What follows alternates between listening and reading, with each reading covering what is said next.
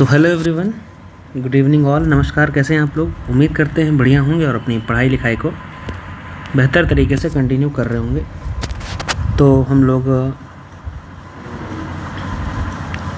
Live आ चुके हैं और आज की जो क्लास है वो स्पेशल हम लोगों ने इसलिए रिकॉर्ड कर रहे हैं कि हाल ही में आपने देखा होगा कि यूपी SSSC पेट का फॉर्म फिलअप किया गया है। उसमें से कई ऐसे साथी होंगे हमारे जिन्होंने पेट का फॉर्म 100% फिल किया होगा होपफुली, और अगर आप लोगों ने नहीं फिल किया है तो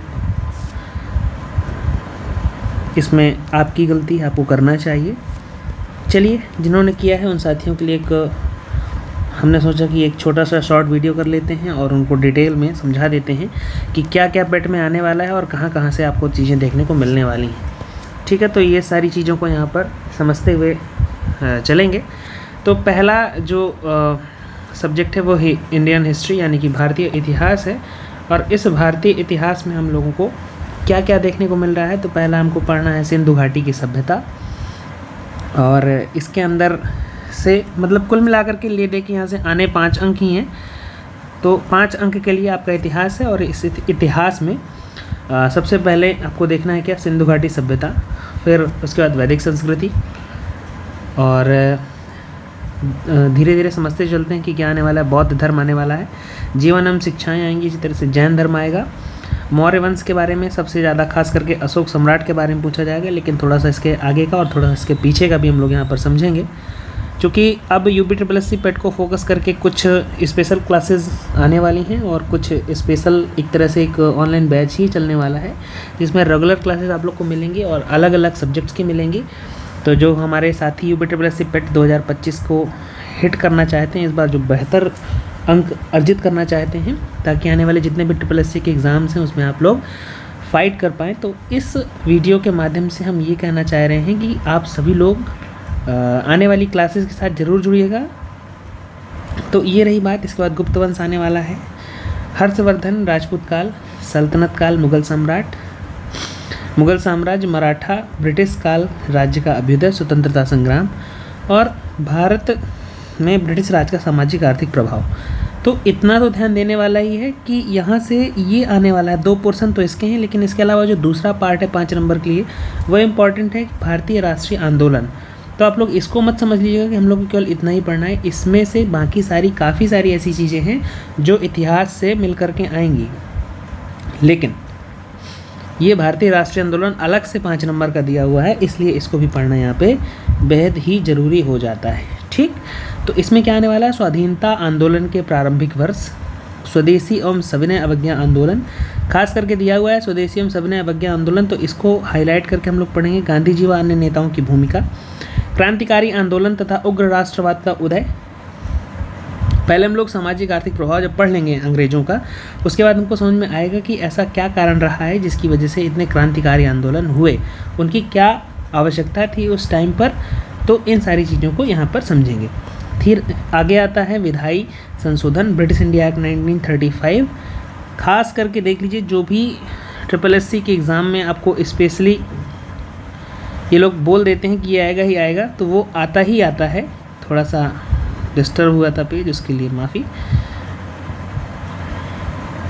अभी आने वाला है, 1 सेकंड थोड़ा सा वेट कर लीजिएगा आप लोग। बस ये आ गया, यस, यहीं पर थे हम लोग। और यहाँ पर क्या कर रहे थे, यस, क्या था यहाँ पर था, ये हम लोग समझ चुके थे 3, विधायी संशोधन तथा ब्रिटिश इंडिया एक्ट 1935। जब ये अलग से लिख देता है कि ये आएगा तो वो आता ही है। तो ये 5 नंबर के अंतर्गत इतनी सारी चीज़ें आने वाली हैं। भारत छोड़ो आंदोलन, आज़ाद हिंद फौज और नेताजी सुभाष चंद्र बोस जी के बारे में एक अच्छा खासा यहाँ से पोर्शन आने वाला है। फिर तीसरा पोर्शन किसका है, भूगोल का। 5 नंबर की भूगोल आने को यहाँ पर कहा गया है कि 5 नंबर की भूगोल आएगी, जिसमें पहला क्या है, भारत एवं विश्व का भौतिक भूगोल। पहला हमको भौतिक भूगोल पढ़ना है, फिर भारत एवं विश्व का राजनीतिक भूगोल पढ़ना है, जलवायु और मौसम पढ़ना है, टाइम जोन पढ़ना है, जनसांख्यिकी परिवर्तन व प्रवास पढ़ना है। तो भौतिक भूगोल में क्या पढ़ेंगे, नदियाँ पढ़ेंगे, घाटियाँ पढ़ेंगे, भूजल संसाधन पढ़ेंगे, पर्वत, पहाड़ियाँ, हिमनद पढ़ेंगे। मरुस्थल, शुष्क क्षेत्र, वन, खनिज संसाधन। इसमें देखिए खास करके लिखा हुआ है,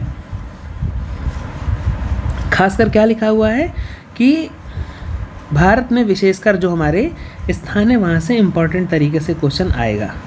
तो ये हो गया भूगोल के बारे में। अब भूगोल के आगे चलते हैं। भारतीय अर्थव्यवस्था, ये भी 5 नंबर की आने वाली है।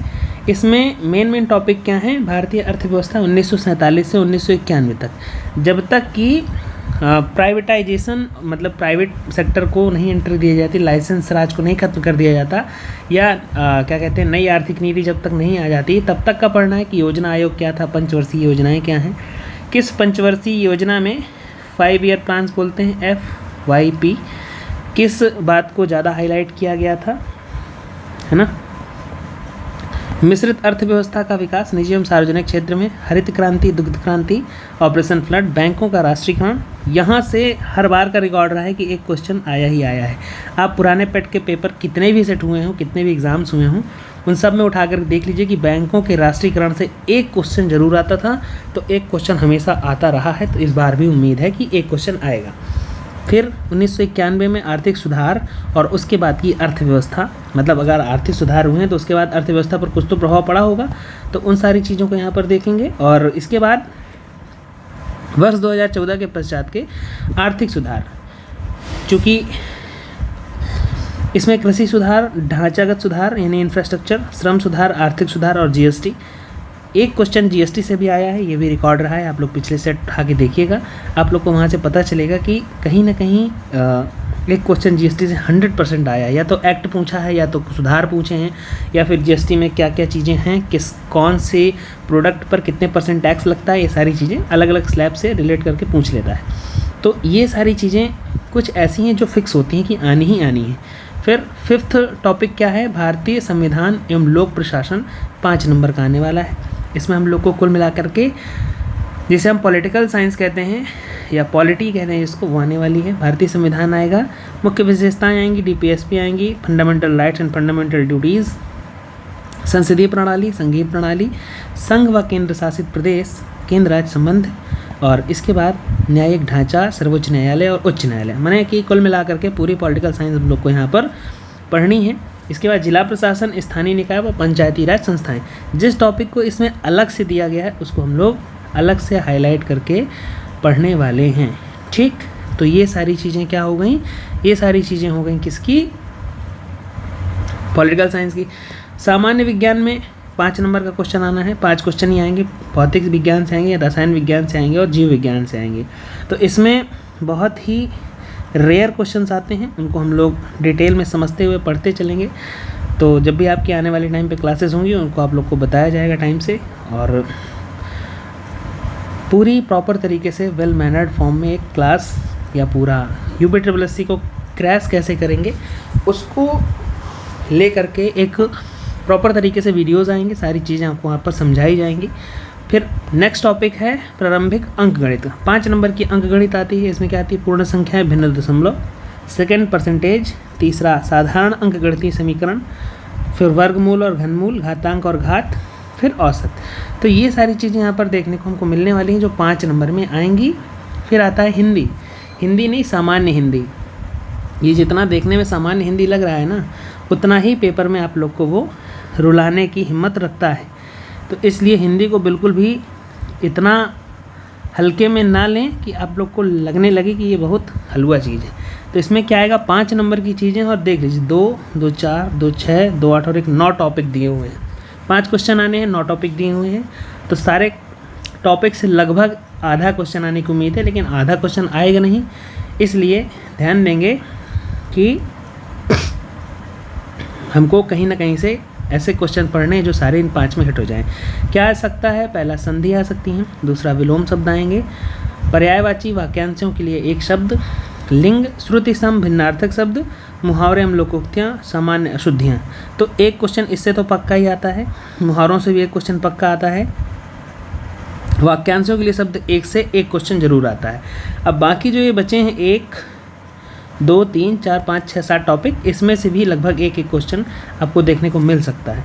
ठीक है, बढ़ेंगे आगे। और सामान्य अंग्रेजी या सामान्य इंग्लिश, जनरल इंग्लिश, ये भी 5 नंबर की आएगी। इसमें अंग्रेजी व्याकरण आएगी और एक अपठित गद्यांश पर आधारित प्रश्न आएंगे, तो ये भी यहाँ पर देखने को मिल सकती है। फिर आता है 10वें नंबर का टॉपिक। 10वें नंबर का टॉपिक भी 5 नंबर का आएगा, जिसे कहते हैं लॉजिक एंड रीजनिंग।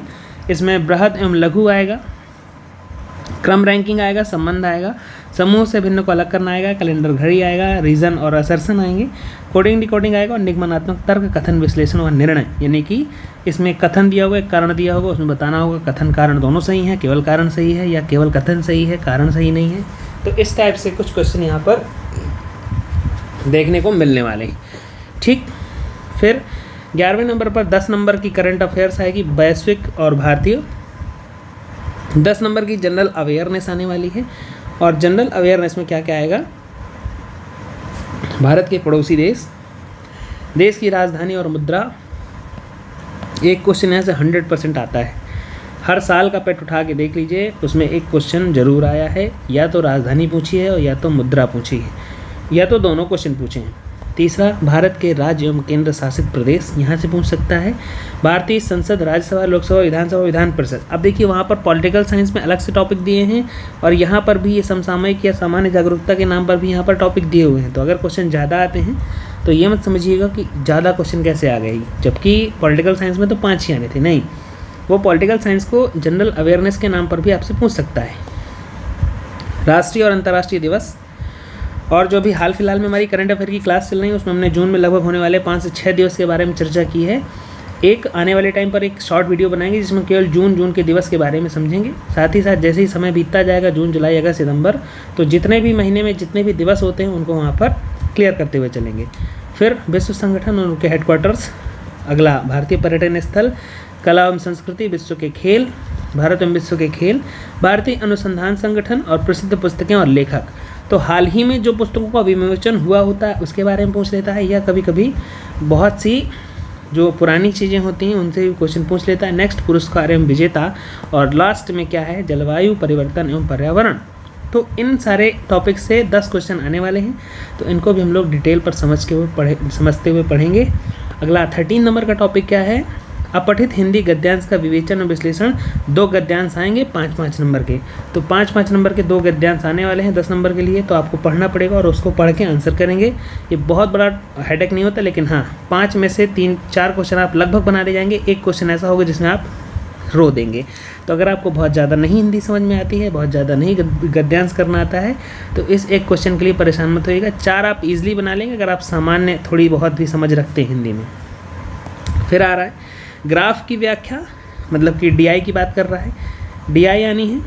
इसके बाद 5-5 नंबर की 2, और तालिका की व्याख्या यानी कि टेबल एंड ग्राफ से 10-10 नंबर के 2 क्वेश्चन, यानी 5-5 नंबर के 4 क्वेश्चन आपको यहाँ पर देखने को मिलेंगे, 2 टेबल से और 2 ग्राफ से। तो 20 नंबर की तो आपकी अच्छी खासी DI हो जाती है। अगर आप DI में से 16 से 17 क्वेश्चन बना पा रहे हैं तो आप पेट के एग्ज़ाम को बहुत ही आसानी से क्रैक करने में कहीं ना कहीं अपने आप को सफल पाएंगे। तो ये सारा जो था वो हमने अभी जो है वो आने वाले पेट के एग्ज़ाम के बारे में बहुत सारी चीज़ें समझी, क्या क्या टॉपिक्स हैं, क्या क्या चीज़ें आने वाली हैं। तो ये सारी चीज़ें हो गई हैं। बहुत ही जल्द आने वाले टाइम पे करंट अफेयर हम लोग पढ़ ही रहे हैं। इकोनॉमिक्स, पॉलिटिकल साइंस, हिस्ट्री और ज्योग्राफी, इन सारी चीज़ों को कवर करते हुए बहुत सारी चीज़ों को हम लोग समझेंगे। और चैनल में अगर नए हो तो यही कहेंगे कि आप लोग शेयर कर दीजिएगा, इसको लाइक कर दीजिएगा, चैनल को सब्सक्राइब कर लीजिएगा, क्योंकि आने वाले टाइम पर आपको बहुत सारी चीज़ें खास करके पेट के एग्ज़ाम वालों को 2025 के लिए मिलने वाली हैं। और उम्मीद करते हैं कि लगभग 70 से 75% चीज़ें आपको यहाँ पर पढ़ाई हुई देखने को मिल जाएंगी। देखिए, इतिहास बदला नहीं जा सकता, पॉलिटिकल साइंस को हम बदल नहीं सकते, लेकिन हाँ, करंट अफेयर्स ऐसी चीज़ें हैं जिनको हम लोग अगर थोड़ा सा टेक्निक के साथ पढ़ते हैं तो एग्ज़ाम में कहीं ना कहीं हिट कर जाते हैं। ठीक है, तो ये सारी चीज़ें हैं। मिलेंगे नेक्स्ट क्लास में, तब तक जुड़े रहिए, चैनल को सब्सक्राइब कर लीजिए। और ये जो वीडियो हमारा जिस प्लेलिस्ट पर बढ़ा, इसी प्लेलिस्ट पर आने वाले समय में पेट के सारे क्वेश्चन, सारे एग्ज़ाम के जो भी चीज़ें टॉपिक्स होंगे वो सारे कवर किए जाएंगे। बढ़ते हैं क्लास को एंड करने की तरफ। मिलेंगे नेक्स्ट क्लास में, तब तक हंसते रहिए, मुस्कुराते रहिए। वंदे मातरम, जय हिंद। वीडियो को शेयर जरूर कर दीजिएगा सभी आने साथियों के साथ, क्योंकि यहाँ पर आप लोग को ज़ीरो से हीरो की तरफ वाली स्टडी कराई जाती है, ना कि रट्टाफिकेशन वाली कि आप हाव करिए और बहुत तेज़ी के साथ महामैराथन ये वो सब करते रहिए। कुछ नहीं, जो चीज़ें आने वाली हैं, जो चीज़ें बेसिक हैं, जो चीज़ें कॉन्सेप्चुअल हैं, वो चीज़ें यहाँ पर आप लोग को समझाई जाती हैं। ठीक है, तो मिलते हैं नेक्स्ट क्लास में, तब तक के लिए वंदे मातरम, जय हिंद।